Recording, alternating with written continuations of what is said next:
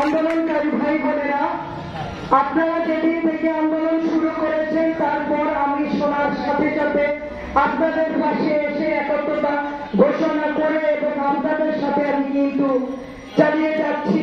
সেদিনও শ্রম অধিদপ্তরে আমি গিয়েছিলাম এবং মনীষা চক্রবর্তী ছিল। সেদিন আমরা 2টা থেকে 2:30 থেকে একদম 7টা পর্যন্ত ওখানে মালিকদের পক্ষ থেকে যারা এসেছিল তাদেরকে আমি বলেছি, আপনাদের টিয়া পাখির মতন এরকম ভুলি আওড়াইলে চলবে না। আমাদের শ্রমিকদের এক দফা দাবি, সেটা হলো তাদেরকে চাকরিতে বহাল করতে হবে।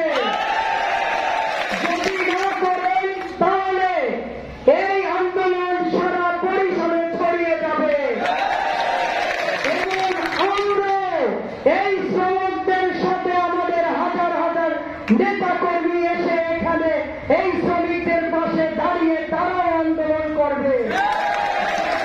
যতদিন না পর্যন্ত আপনাদেরকে চাকরিতে পুনর্বহাল না করে ততদিন পর্যন্ত আমরা ঘরে ফিরে যাব না।